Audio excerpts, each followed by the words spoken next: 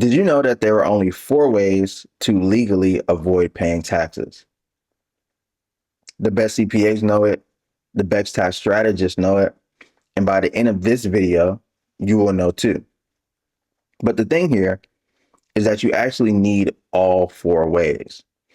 If you have one or two, you may be able to reduce and avoid paying taxes by 30, maybe 40%. But if you want to get to 100% avoiding taxes, then you're going to need all 4. And by the end of this video, I will have walked you through how to do it step by step. Let's get into it.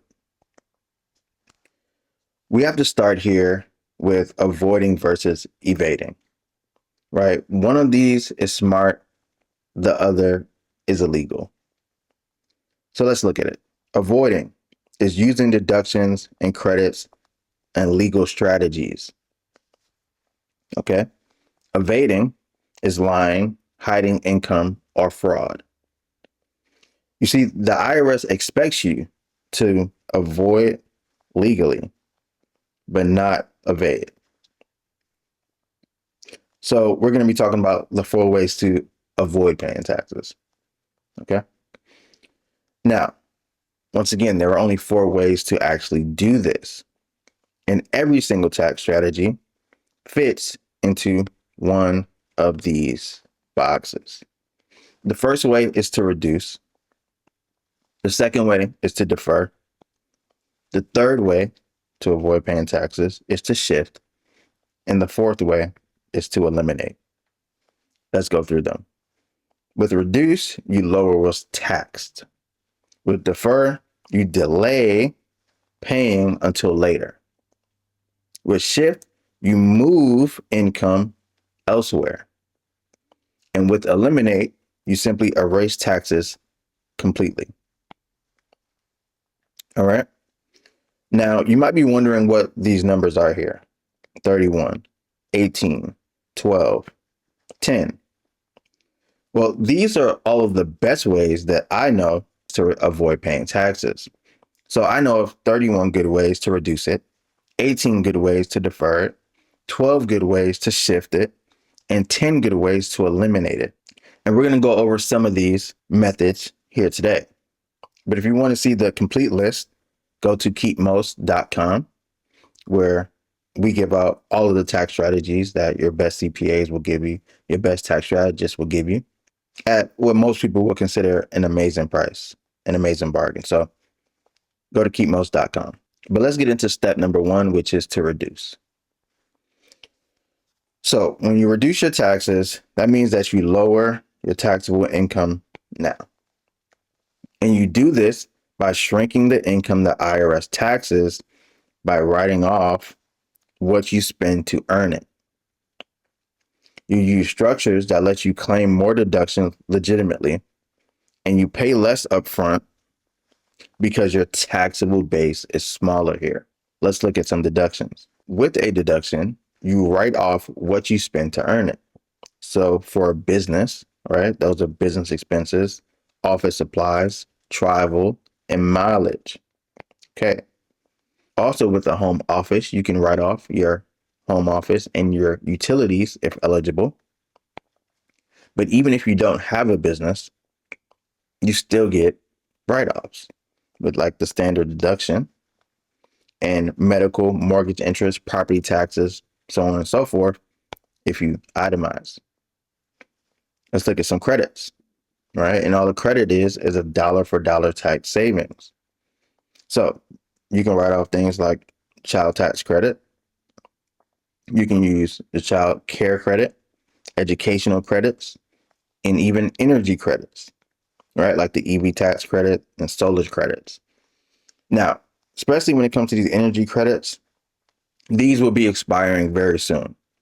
Like, for example, the EV credit, you have until September 30th, right? Maybe 2 more days to actually sign a contract to buy an EV to get the tax credit for this year, up to $7,500 before it goes away this year. So just a little tip there for you. Now let's go into step number 2 here. Step number 2 is to defer taxes, which is to push tax bills into the future, right? So you delay paying so your money works for you longer before the IRS takes a cut. You use accounts and assets that grow now but are taxed later. And you control the timing so you decide which year carries the tax burden. And oftentimes you want to push taxes into a year where you will have a lower taxable rate. Let's look at some examples of this. Like retirement accounts, right? Where you pay later, but you invest now. And those are things like your 401ks, your IRAs, your SEP IRAs, your solo 401ks, right? So tax deferred growth actually compounds faster, and withdrawals on these accounts are taxed later. And ideally, when you are in a lower tax bracket. Let's look at some other ways to defer income and defer taxes. Real estate, right, is a big one. And real estate is huge because it helps you to shelter income now. So things like the 1031 exchange, right, helps you to roll gains forward, push that tax until later down the road. Or installment sales, right, it helps you to spread tax liability over multiple years. All right, and this is also a reason why some people might do, say, seller financing, right, when they go to sell, so they don't get all of that income up front at once. And then you also can defer, right, using business income, where you control when you recognize income. So you can delay billing to push income into next year. You can prepay expenses to reduce this year's income. That's a big one. And once again, you can use installment sales of a business, right, to spread gains over usually multiple years. So that's defer. Let's look at step number 3, which is to shift income. All right. So step number 3, where you shift, you move income to lower brackets. And there are 3 ways to do this. You can shift across people. You can shift across states or countries. And you can shift across entities. Let's talk about it. Shifting across people, right, is typically used with family. And you use family to split income. All right. So you can pay your kids, right, for legitimate work. They're in a lower tax bracket than you. You can get the write off there, and they don't pay any taxes if it's under a certain amount. You can shift income to a spouse, right, through a family business. Or you can use gifting strategies to move wealth tax free. All right, let's look at some more ways. Shifting to states and residencies and leveraging where you live. So you can move to no income tax states, right, like Florida. You can establish non-resident states and status strategically, excuse me. And you can have second homes or part year residency planning, right? So some people move to Dubai, right, to get rid of income. Some people move to Puerto Rico, right?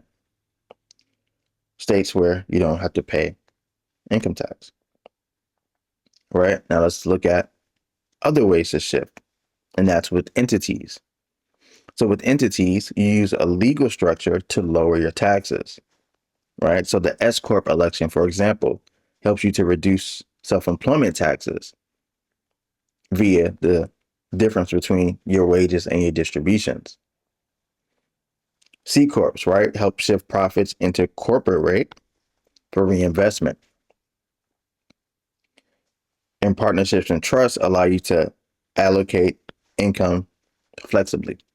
So that's shifting. Let's look at step number 4, which is to eliminate. So with eliminating taxes, some taxes can actually be erased fully. So how do you do this? Well, you apply exclusions that legally erase gains altogether. You rely on the step up in basis to wipe out gains at death, and you plan for strategies where certain income will simply never be taxed. Let's look at some of those ways.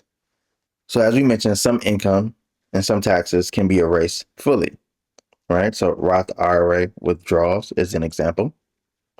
The home sale exclusion, right? Where you get 500K of gains erased completely if you're married, 250 if you're single.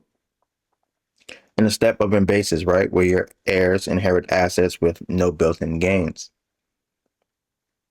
All things smart people use to never pay taxes. All right. What are some other strategies, right? Some special strategies that are lesser known, but just as powerful. Municipal bond interest, right? That's tax-free income. Qualified opportunity zones erases capital gains completely. A ton of people use this when they, say, sell a business and they park that money into an opportunity zone where after a number of years, no taxes. And charitable trust, right? Where you can reduce or eliminate taxes while giving. So let's wrap this all in a bow. Let's put it all together. So you want to start applying the 4 levers today, as soon as possible. So you could do this by tracking deductions and credits immediately. Start finding all the deductions and credits that you can take right now. You want to start to contribute to tax advantage accounts before the year ends. And you want to meet with the tax pro for shifting and elimination planning.